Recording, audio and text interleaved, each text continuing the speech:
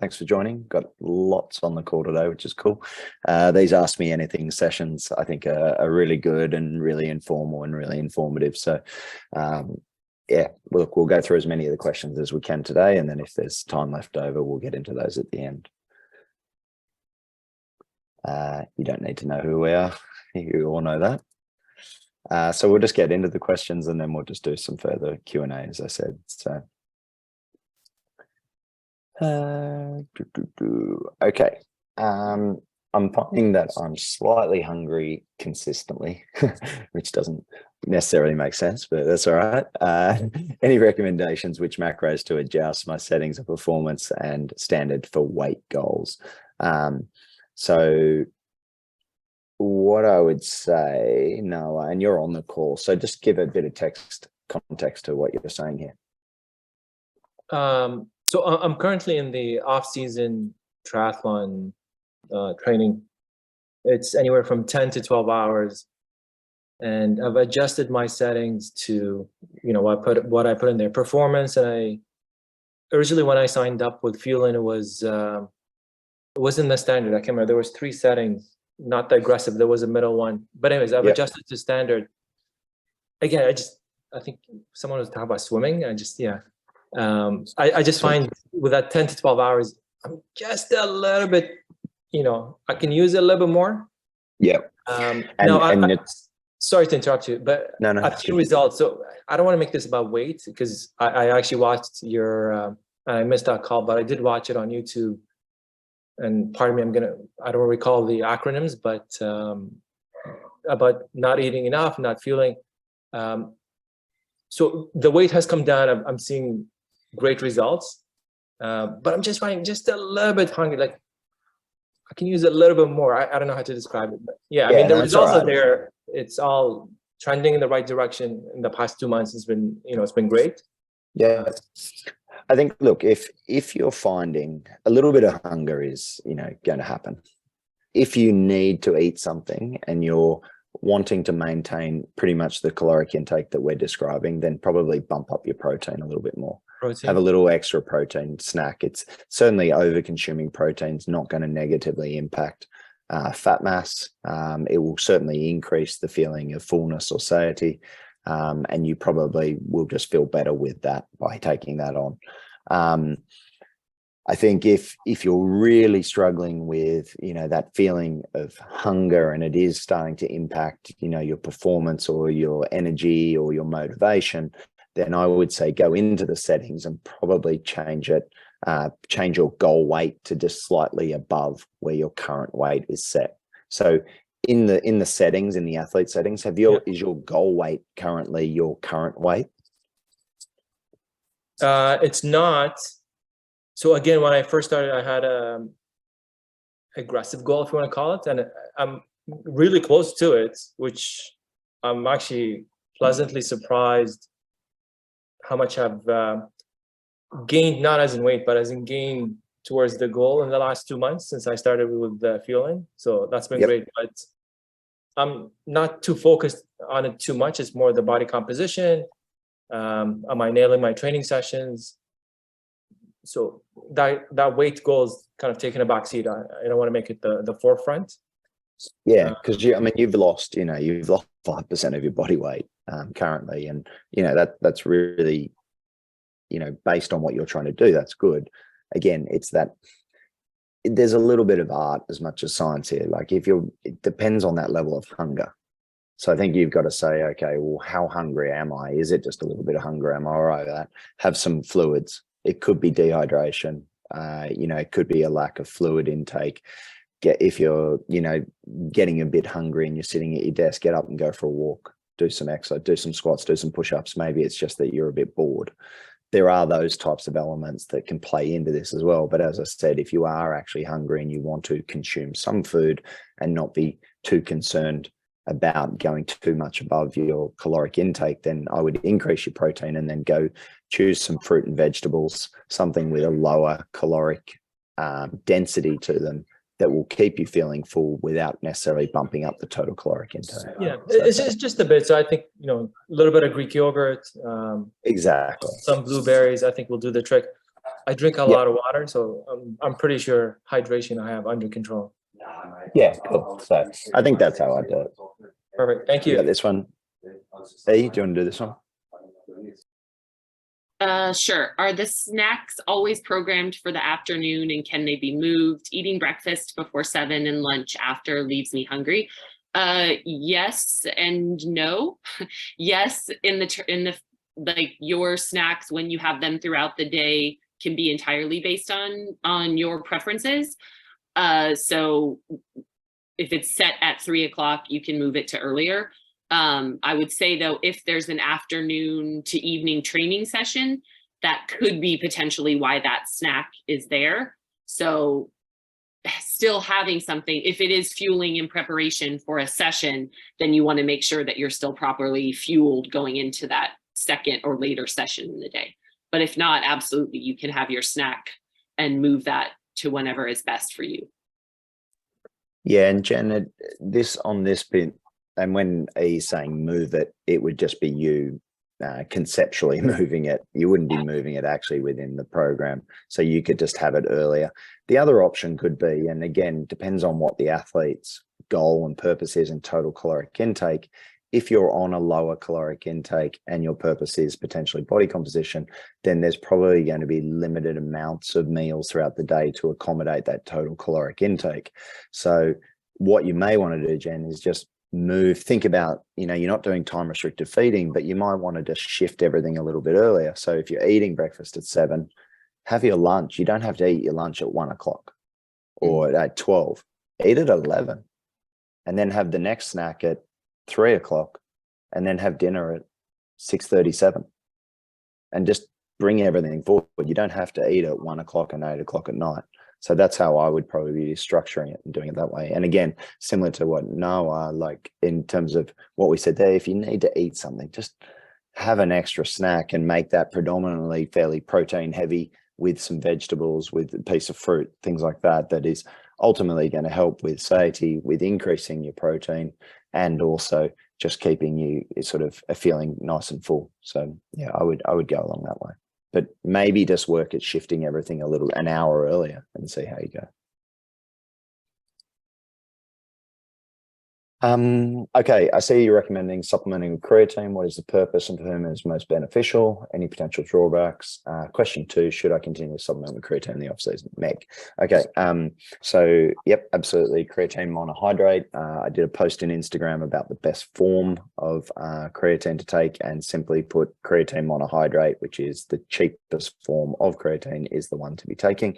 The reasons why it's beneficial is that it is the most researched legal supplement in terms of improving lean muscle mass, improving body composition, improving strength, improving power, some research to support time to exhaustion, improvements in time trial, improvements in hydration status, and then also more recently improvements in cognition and brain function, especially for those individuals who have suffered from concussion. If that is something that has happened. Any drawbacks? The drawback would be potential for some weight gain, which could be as a result of fluid retention, and possibly some increase in lean muscle mass, which ultimately increase in lean muscle mass is going to result in the ability to produce more power. That's pretty much where I see it. 5 grams a day, with the 5 grams a day, as opposed to doing a load of 20 grams a day for 5 days, you'll probably get minimal weight gain. And the other important thing is that most of the weight gain in terms of lean muscle mass and true hypertrophy is a result of the training stimulus more than taking creatine on its own. If you take creatine on its own, it probably isn't going to have that bigger effect. It's what you do with that training stimulus as well. But one thing I would say, and I was listening to a really interesting podcast about placebo effect the other day. What I would tell everyone is think that creatine is going to make you bloody awesome, because if you think that creatine is going to make you stronger, more powerful, super lean, all those things, it very well might have a bigger effect. I know that sounds ridiculous, but the power of placebo is extremely important. I'm not saying creatine is a placebo supplement, because it's certainly not, but the power of the brain to magnify the response is potential. So if you are going to take creatine, think it's going to make you really good, and it probably will. you got any? Oh, and then should you be taking it in the off season? Absolutely, that's the time when I would say maximally take it, and make sure you don't skip a day, because you're going to be doing more high intensity interval training, and you're going to be doing potentially more weightlifting, and that's where you're going to see that benefit as well. Absolutely. And I would say too, most beneficial plant-based athletes will see and feel a greater, not greater, but potentially a greater stimulus and feel better taking it. And even if you're not entirely plant-based, if you don't eat a lot of animal proteins, you will notice a change. Yeah, and the reason for that is because creatine, through dietary consumption, is through animal products. That's where you'll get your majority of dietary creatine stores from. So yeah, if you're vegan or vegetarian, then certainly creatine will increase that muscular stores of creatine and help you with all the benefits of it. And it's all related to the creatine phosphate cycle. You can get into physiology of that if you want to, but just know they'll allow you to do more reps and more of them.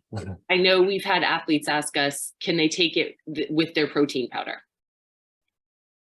Can they put their creatine in?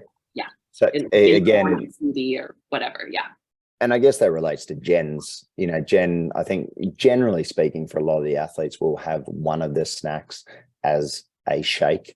And generally, if you are on 3 meals and a snack, and that's your program due to your caloric intake, then that shake would be in the afternoon. And it's either going to be no carbohydrates, lower carbohydrates, or moderate carbohydrates. And you'll see that Perform shake always has 5 grams of creatine in it. And that's when we would be recommending you take it. It just makes it simple. You have your whey protein or you have your plant protein, 40 grams equivalent of protein in each of those shakes to allow you to get your total protein intake up. And there's 5 grams of creatine in that shake. It just becomes routine. It becomes habit. You have that shake whenever you want. It is programmed in the afternoon, but if you want to have it earlier, go for it.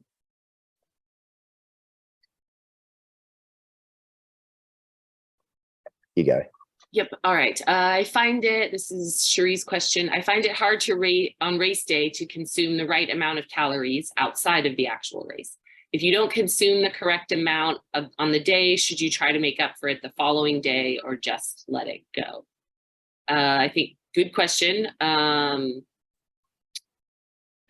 Hopefully, I think most important, have you consistently practiced your pre-race breakfast? I think that in terms of should you make sure that you're getting the calories in, ideally you've done that enough that before the race you can get the recommended calories in.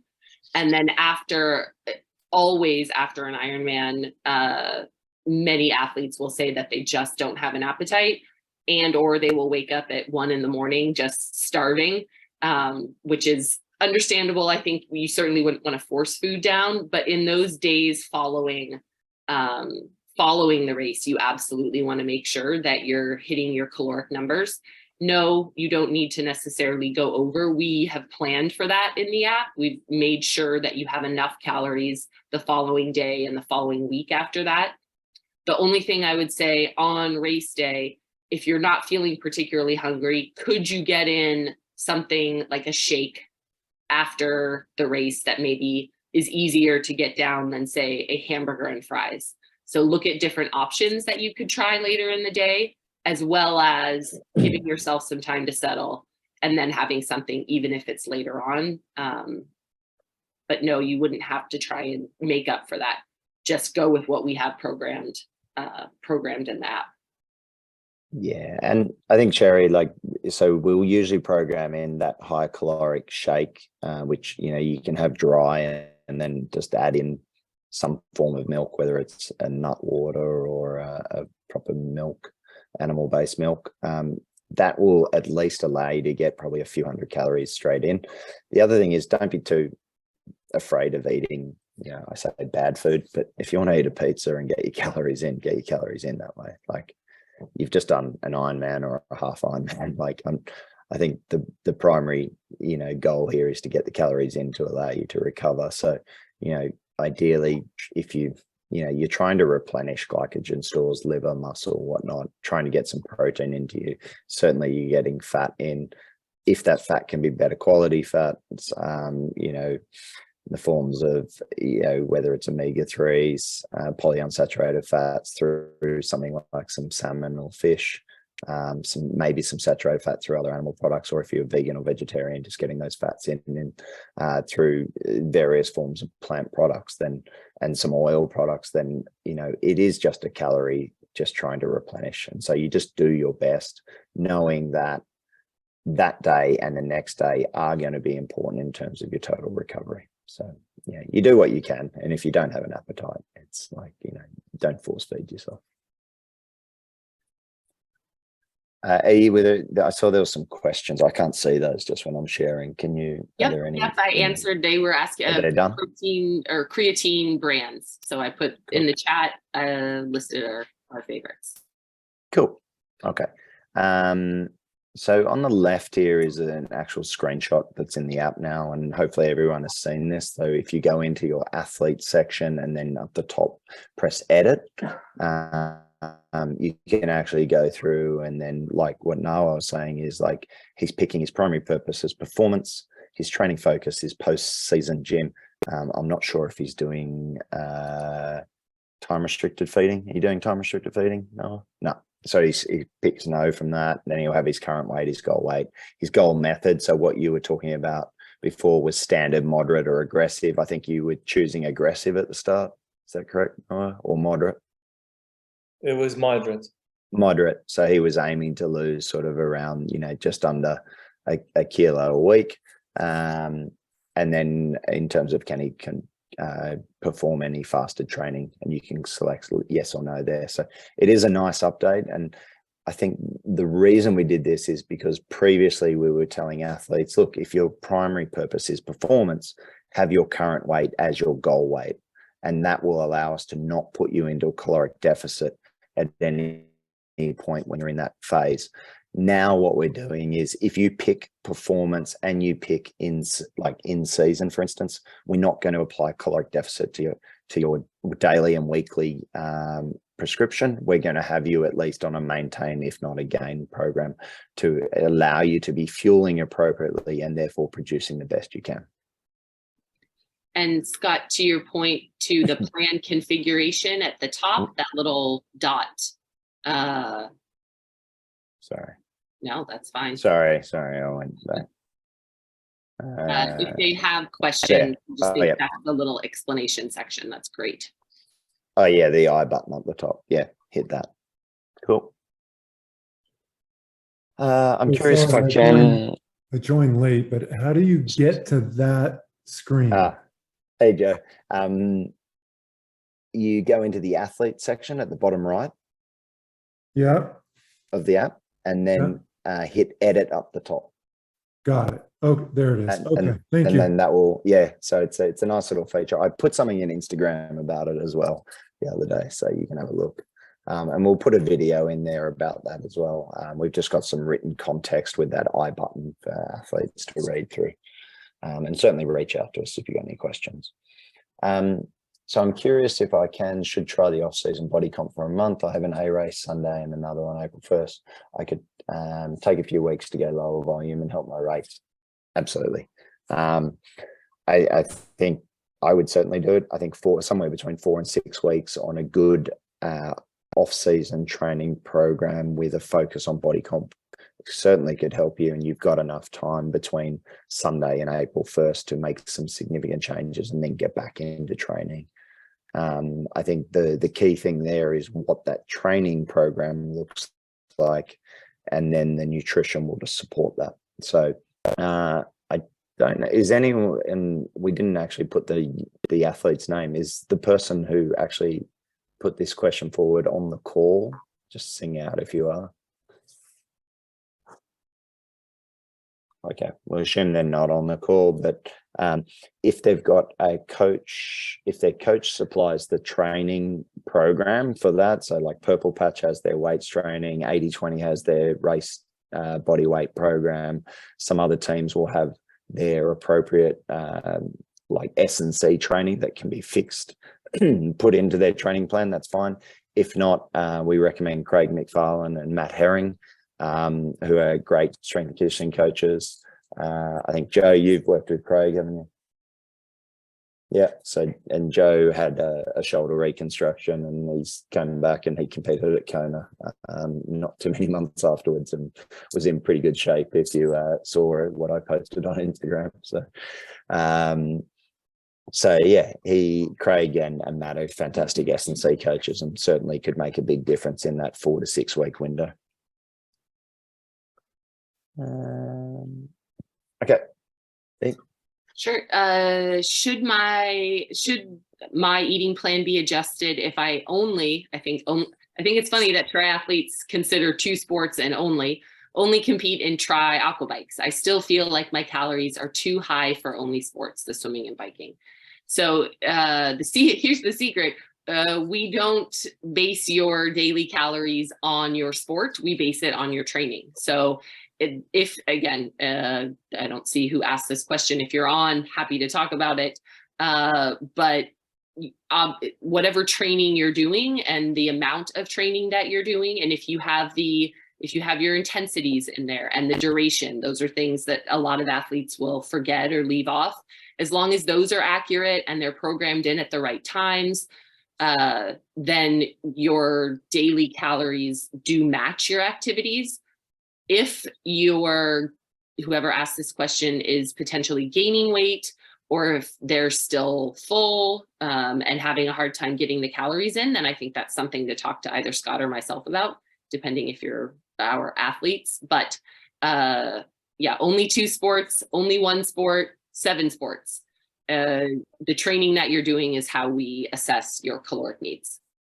Yeah, and maybe the screen to the left, this update could help this athlete by them picking, potentially, again, maybe, I don't know if their focus is on performance with getting this, or if it's an improvement in their body composition. So potentially by choosing those options and then doing that and rerunning their plan, they may see a difference in their total caloric prescription. Okay, right now I've set up the app for off season. Is there a time frame for a race when to switch to in season? Again, Noah, I think this is like really a discussion with your coach. We had this discussion yesterday with some coaches about this. And they were asking about, what do we think is the ideal time for the duration of the off season period? It's not really on us to decide that. We are there to facilitate what you guys want to do in terms of that off-season, pre-season, in-season period.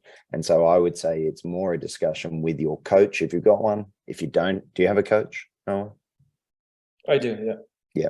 So I would say it's a discussion with that coach to say, how big is my window for off season in terms of improving that focus? And you're very close to your focus now in body comp anyway. So it's like, maybe you only need a little, maybe you've identified some weaknesses in maybe, lower limb strength, power on the bike, things like that. And you go, okay, I'm going to work on improving that area of, leg strength, remembering that putting on total lean mass is going to probably take around 8 weeks.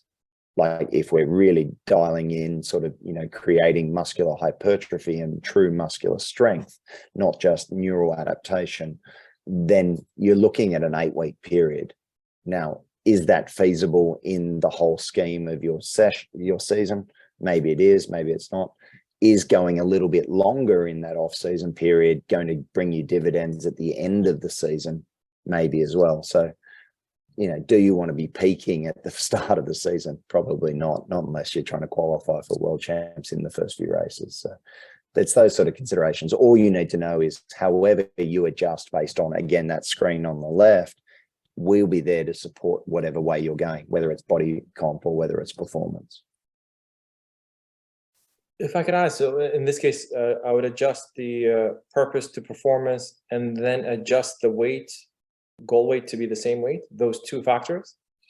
Yeah, to be honest, like we're going to probably override whatever your current weight and goal weight. Like if you had your goal weight at say 7, like for instance, this person was at 82 and your goal weight was 75, but you changed your primary purpose to performance and in season, we would probably just put you on a maintenance caloric program. What we deem, we would actively avoid putting you in a caloric deficit, because we'd be like, okay, you guys, you need to fuel. And again, like Joe sent a really good email to us the other day about, like, you know, everyone's talking about the Norwegian hype train, and it's like they're just fueling to go really fast. Like, they're not worried about trying to be in a caloric deficit to try and improve body comp. Now, again, remember, they're professional triathletes and their whole life is dedicated to being the best they can be, and they're already in great shape. So what do they need to do? In order to produce the most power, they need to eat the most fuel.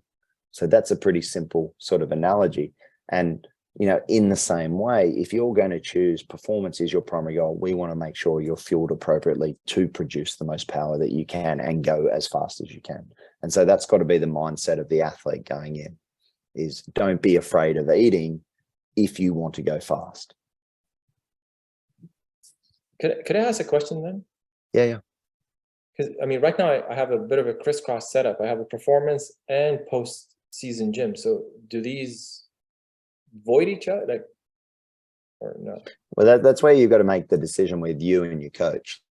Like, what are you trying to achieve? Are you trying to achieve body comp? And if it is a body composition thing, like goal or purpose at this period of time, then expect to be in slightly lower, like to your point, what's happening? You're feeling slightly hungry because you're not getting as many calories in as if we said performance and suddenly your caloric intake goes up. You're going to be like, I don't feel hungry at all. And your performance data is going to get better. But remember, if you're still continuing to try and lose body weight or body fat, and we've got you not in a caloric deficit, then it's physically impossible. Now, again, you're going against the laws of, you know, conservation of energy and stuff. But again, remember that we're providing you with an estimate of calories. It's not a clinically controlled trial.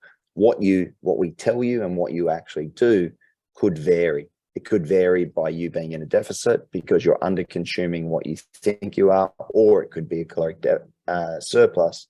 And so that's where ultimately the number on the scale is going to be one of the best indicators, you know, to know trends over time. Are you going up? Are you staying the same, or are you going down? Makes sense? Yes, thank you. Cool. Yeah, it's as much, again, like, we're going to give you direction in that. You stick to what we're telling you as best you can and make sure what you are consuming is as accurate as possible. And then it's feedback to us as well. Like, hey, I'm doing all this exactly as I am. We troubleshoot that potentially if there are issues, if your weight's going up and you think you actually should be in a caloric deficit, or vice versa, if your weight's dropping and you should be maintaining. It's a little bit of troubleshooting. So, you know, we can only do as much as what we know is happening. So if athletes are struggling with something, I'd certainly recommend that they reach out. You know, if they're on autopilot and they are struggling, like, don't be afraid of booking a consult with either myself or E to actually troubleshoot this, because one conversation could have a huge impact in terms of how the rest of the program goes. Okay. E?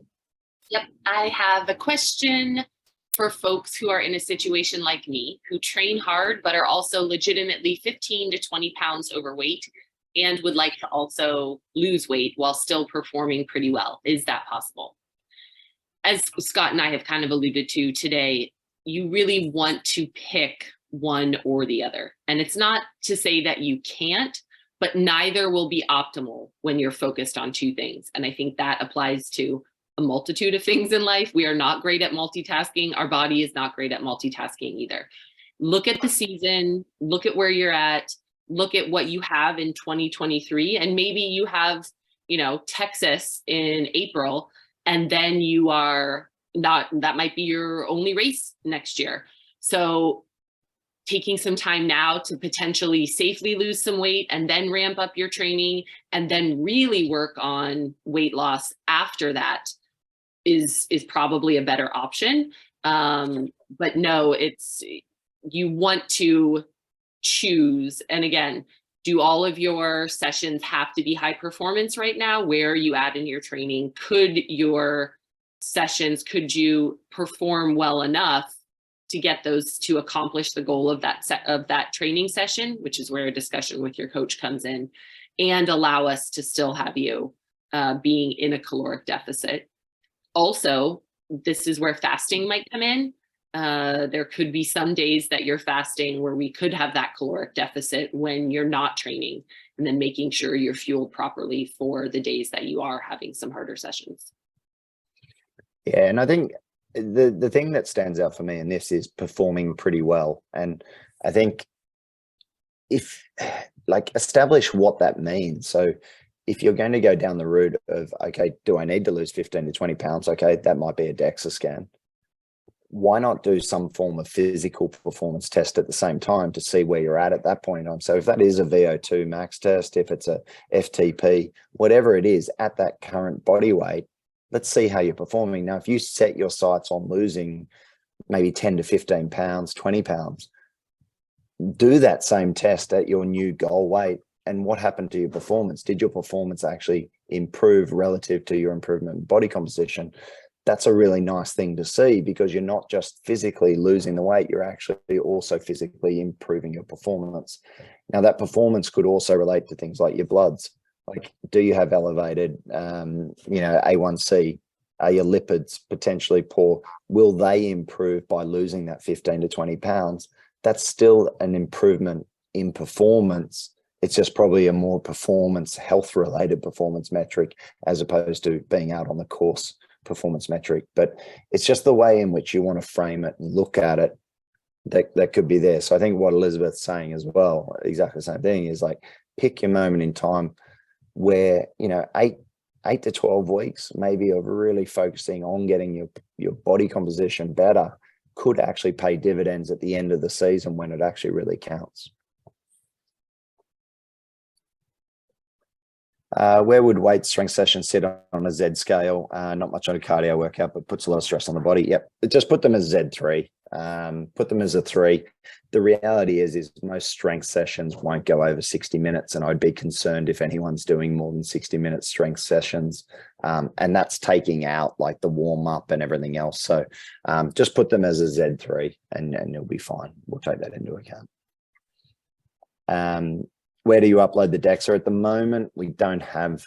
It is something we're working on. It's just we've been working on some other features which are probably a little bit more important to the program. So at the moment, if you are co-pilot or one-to-one, you can send your DEXA scan reports through to Elizabeth or myself, and we will report back on those and provide you a detailed analysis. If you're autopilot, there is a self-serve Notion page which we can direct you to, where you can compare your results to that. And so you just send that through, and we will send that to you, Noah. And just store it in your own, your own files at this point in time. Sorry, so just email, I guess, support? Email it coach, just email it to coach at fuelin.com. Thank you. And we'll do that. Cool. Is that it? Oh, that's all the questions. Okay. All right, now it's your turn, guys. Those of you that are on the call. I know a few other questions came in that we didn't add to today's presentation, but certainly someone, if you want to ask those, or if anyone's got other questions, let's do them.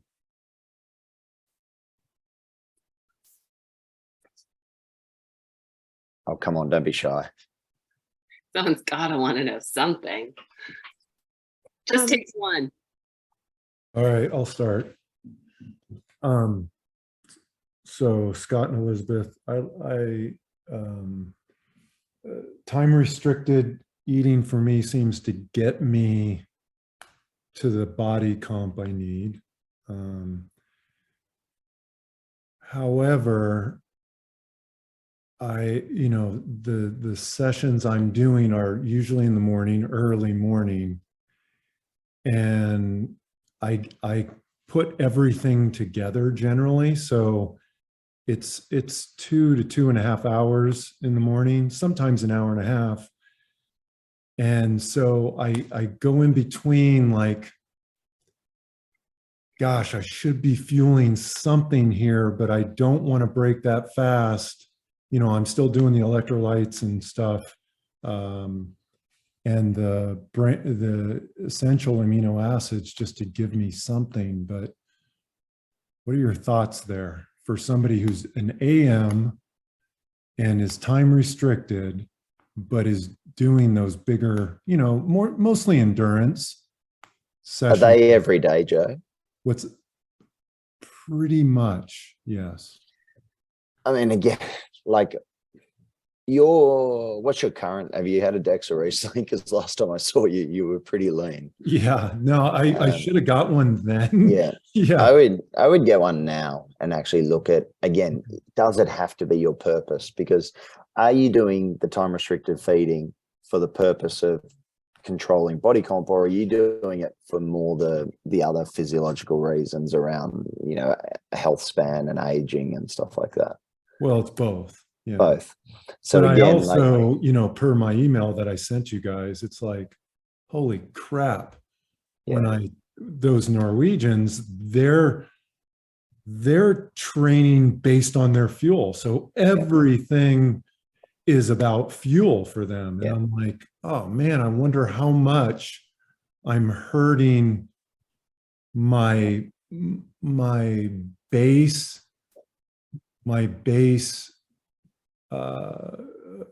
fitness that I'm building right now for my racing starting March, April. Am I hindering that, And I think, again, this is the context about fasting, isn't it? The majority of fasting research is done around obese middle-aged individuals who have real health issues, pre-diabetic, pre-diabetes, all that sort of stuff. Like, if you're doing 2.5 hours of training, Joe, fasting's not the right thing for you. That's not and if you are going to do that time restricted feeding window, make your feeding window cross over your exercise period, and therefore you stop eating at 3 p.m, which socially is going to suck for you. But yeah, I think, could your exercise performance, could you go up to another level and just expend more energy by eating more as well? Like, maybe your output will be higher if you're actually fueling it appropriately and you won't feel like crap. So, like, I get the fasting thing for you because you want to, maximize, that health span and aging thing. But I think if you're doing that volume of training every morning, it's not the right time to be doing it, would be my argument. I think you, again, talk to your coach and maybe you drop your intensity. Pick up your intensity, reduce your total volume, and look at it that way. And I think you're doing yourself a disservice. I think it will, again, not saying you're old, but we're in that older category. You start losing lean muscle mass. Yeah. It's hard to get back after the age of 40, 45. Like, once you start losing muscle, it's hard to get back. Mm. And so you want to be preserving lean muscle mass as much as possible, whilst, yes, you do want to try and reduce body fat. You don't want to be doing that at the sacrifice of losing lean muscle. And as you get leaner, you're probably going to sacrifice some lean muscle mass as well. And that's where this tipping point of how lean do you need to be in order to actually perform at your best, I think there is a potential slippery slope where you go too lean and all you're doing is sacrificing the potential to produce power. I think we can probably have a chat about this, mate, another time, and just really hone in with Matty, what you train, or whoever your coach is at the moment, dialing in your training in relation to what your goals are. Because I think that's probably the missing piece, is what is your overarching goal or purpose at this point in time? Performance. Yeah. Cool. Yeah, exactly. It's performance. And if your goal is performance, you should be eating to fuel that performance. So I just feel like my top performance would be with leaner, you know what I mean? Like somewhere between that I know that 180 is going to produce my best strength and my best performance, but how do I fuel 180 and not creep up to 192, 195, which has a tendency to happen? So yeah, like you and said, I don't want to bring everybody into the conversation. Maybe, it's a good point, but then I would do the performance test at the moment, Joe. So do some of your performance testing at your current weight, in your current fueled state, then do the performance test maybe in a slightly more fueled state and see. And then it's just a case of managing total calories, especially in session, might be where you're missing the trick. Yeah. And making sure you're fueling appropriate, because you do a lot of fasted training as well, which I don't necessarily agree with. I think you could manage your calories outside of the training, but fuel appropriately in training. And that's exactly what the Norwegians are doing as well. Like they're constantly eating in training as well. So, yeah. Okay. Thank you. No worries.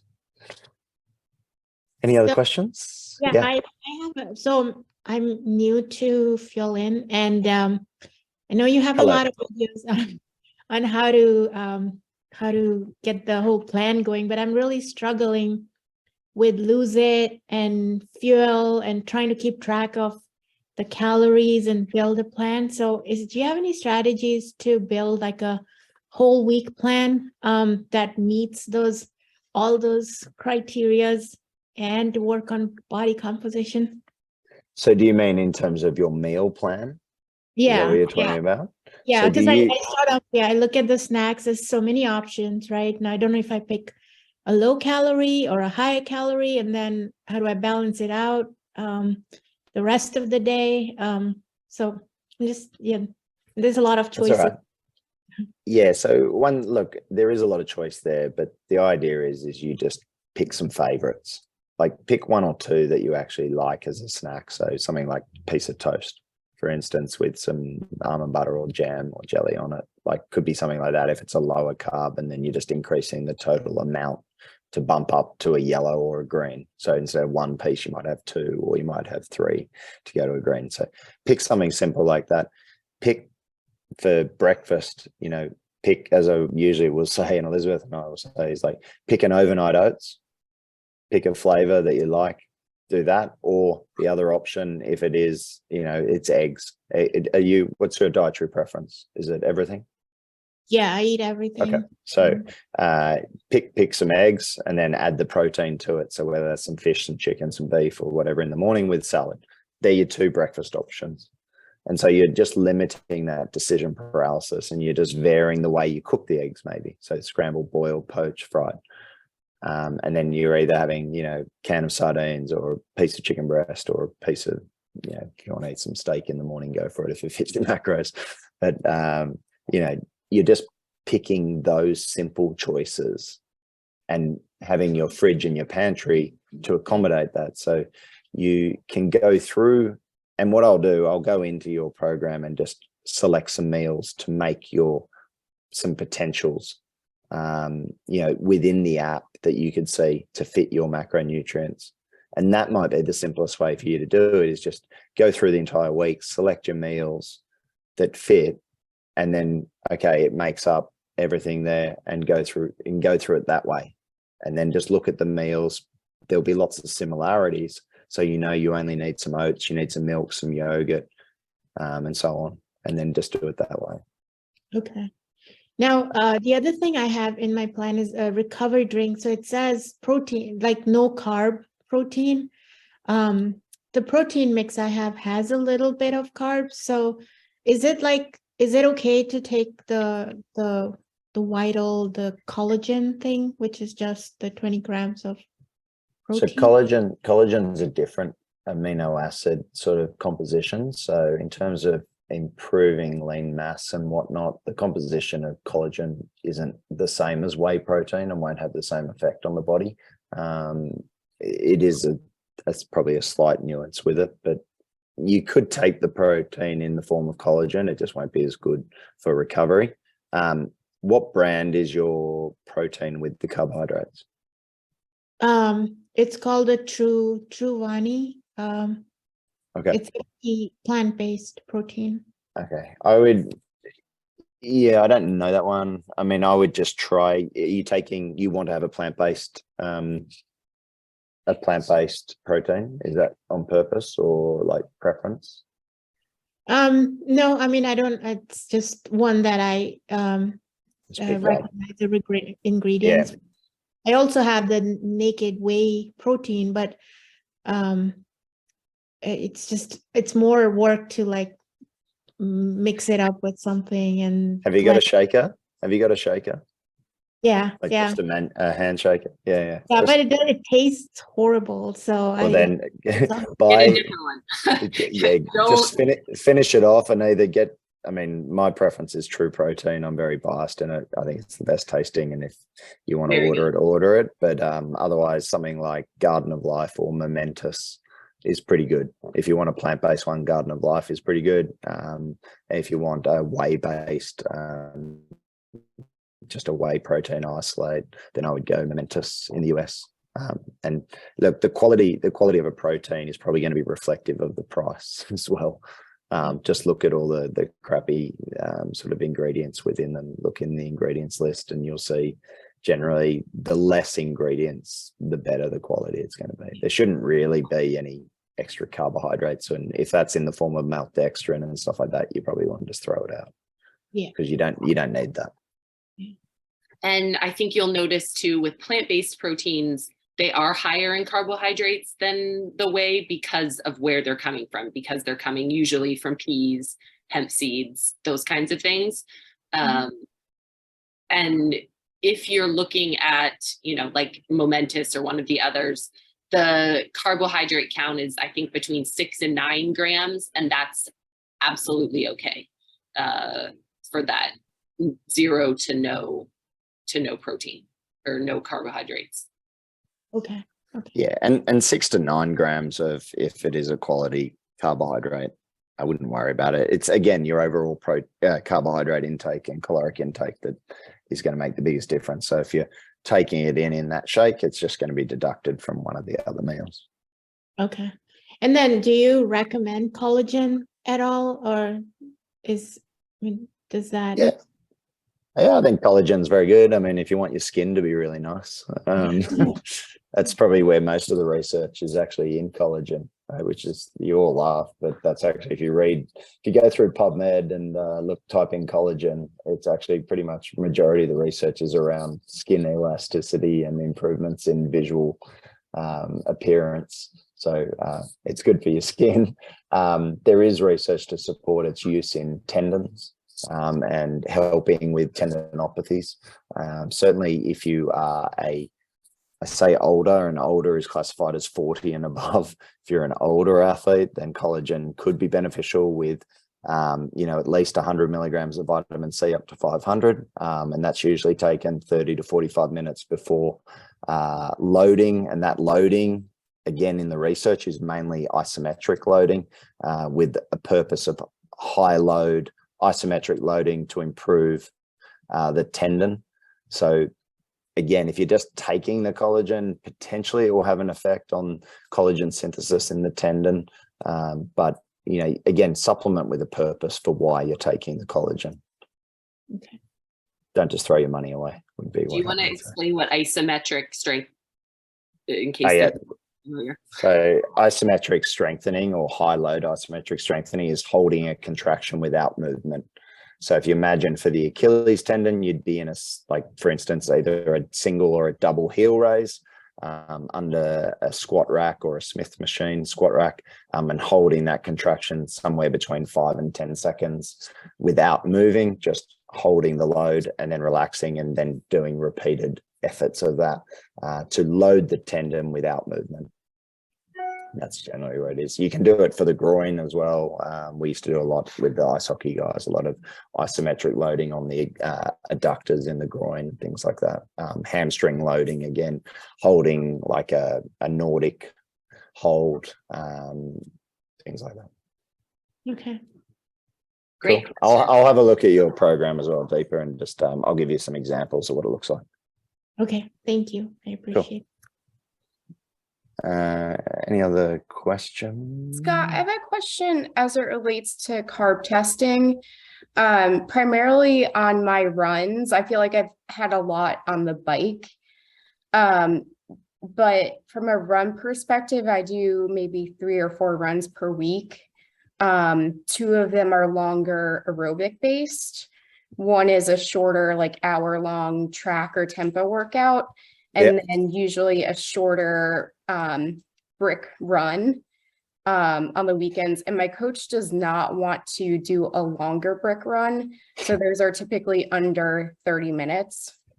Where should I try to put in carb testing?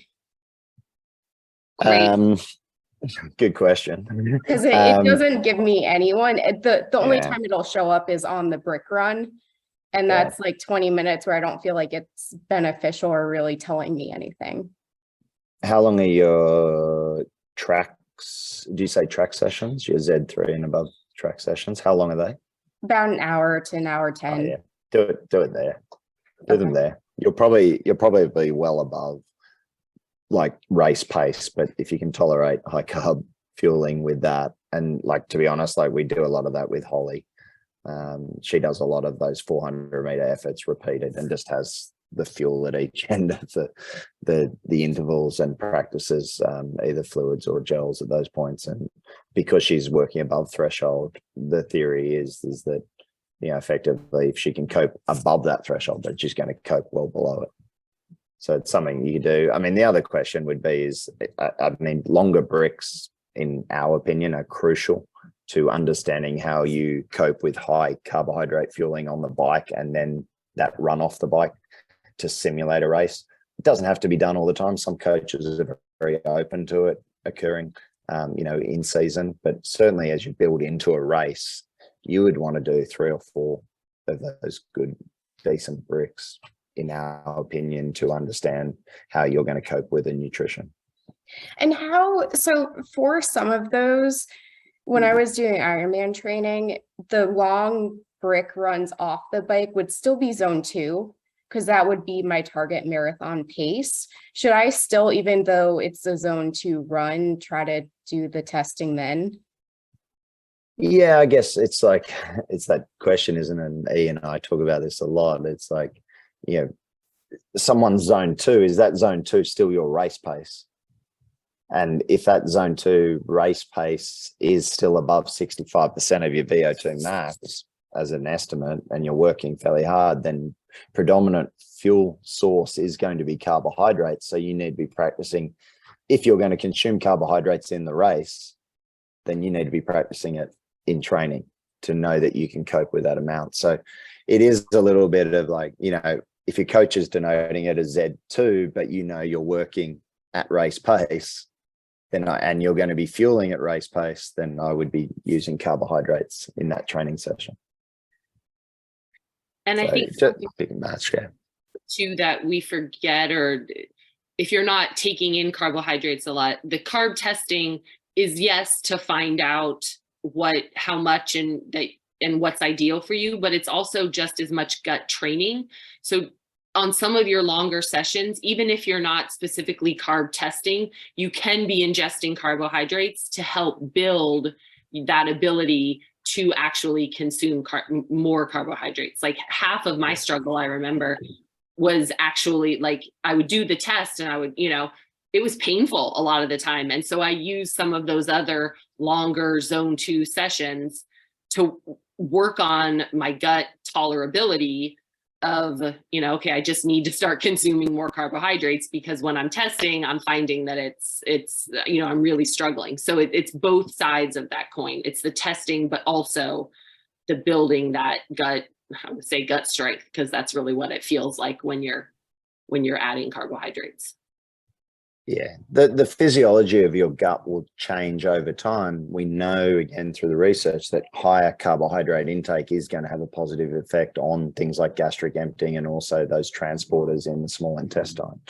So the more you do it, the better you just get at coping with it. It's and like I can tell you now, again, go back to what Joe was saying about like the Norwegian hydrogen. The reason they can consume such high amounts of carbohydrates is because they do it all the time. The more you do it, the better you get. It doesn't always, it's not like linear. It's not like if you just practice heaps of carbohydrates, is it going to eliminate all GI issues? Unfortunately not. It just doesn't work that way, but it can reduce the severity and the incidence of those symptoms occurring if someone does have them. It may not eliminate them, but it could certainly improve like the experience. Yeah. Got it. Thank you. Cool. Good luck. Yeah. Keep us posted. Maybe the next Ask Me Anything, come back and let us know how some of them are going. and Kelly, you're pretty good. Like, I mean, you have yeah, you do pretty well with where it is. I think it's just now improving that consistency and putting them into specific sessions where you think, and I think just clarifying that, again, it could be worth just going through your program one-on-one over a call or something like that, and just making sure that you understand when to implement it, even if it's not quite correct in your training plan. So you have sort of those options when to know when to do it. I think that could be invaluable to you going into 2023. Gabrielle, have you got a camera? Well, while you're turning on your camera and your microphone, we won't do the training prescription for the S&C for body comp. We would leave that to someone like Craig or Matt or the coach to do. Generally speaking, though, you're going to do a minimum of 2 weight training sessions, and certainly up to 3. There would be 2 to 3 high intensity interval sessions either thrown in at the back of those weights training sessions or at some other point in time. You're certainly working hard. The only way you get benefit from weightlifting is through intensity. If your intensity in the lift is not sufficient, then you certainly won't see the benefits. And actually, I saw there was a meta-analysis just done on self-selected weight of individuals, of novice lifters, and it was looking at what most novice lifters will self-select as a percentage of 1RM, and it generally sits at around 55 or 60% of 1RM, which, just to explain, percentage of 1RM is the 1 repetition you can lift. So the maximum weight you could lift once. Now, if you're looking at improving muscular hypertrophy, you're probably looking at around 80% of that 1RM, somewhere between 65 and 80% of your 1RM with multiple repetitions. Now, most of these individuals, when they're selecting, are picking a weight a little bit too light. So maybe if you are self-selecting that weight, whatever you think you should be selecting, maybe the advice should be just go a little bit heavier and push yourself a little bit harder. There's nothing wrong with pushing yourself a little bit harder in the gym, as long as it's safe and as long as you're going through full range of motion. I can attest to that. Still, 2 years later, it's like one of my coach's biggest frustrations. He's like, you can lift heavier. Why do you not? And because it's so unfamiliar, even after all this time, I still underestimate that 1 rep max weight every time. Because I'm like, I don't know if I can lift it. I don't know if I can push it up. I don't know. So again, like Scott said, safely, but I would bet that you are underestimating your ability on that 1 rep max for sure. Yeah. And percentage of 1 rep max is like, not many people will ever go and do 1 rep max testing, and we never did it in professional sport because it's probably too dangerous.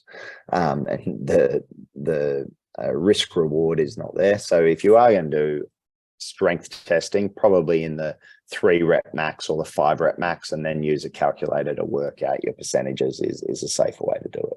So, and again, like, even sometimes working for time duration is a better way of really working yourself. So rather than doing 8 reps, maybe do it for 45 seconds time under tension, which if you think about total time, so it might be 3 seconds down, 2 seconds up, that's 5 seconds for a rep, 8 reps, 5 8s, 40 seconds, perfect. A lot of novice lifters will tend to rush through their reps. So they might go up and down 8 and they've done it in 25 seconds. Then you add on the extra 15 seconds. You're like, oh God, okay, now it's hard. So little things like that can be really useful to use, like put a timer on to see how long you're actually lifting for. To get maximal benefit in terms of time under tension, you want probably around that 40 to 45 seconds. So that's quite fun to sort of do. I don't know if anyone's ever done 45 seconds of chin-ups, but it's bloody hard. You tend to fatigue pretty quickly. And I would say time your rest as well. As a triathlete, I always wanted to, I'm like, we are wasting time here, people. Like, let's go to the next thing. Let's go to the, like, waiting was just a foreign concept to me. And I was like twiddling my thumbs. So if you have a hard time giving yourself the proper rest, and sometimes it is only 30 seconds, sometimes it's 2 minutes and 30 seconds or 3 minutes, even if you're doing some of those heavier lifts. So making sure that you're timing both the lifting and the resting for sure. Yeah. Cool.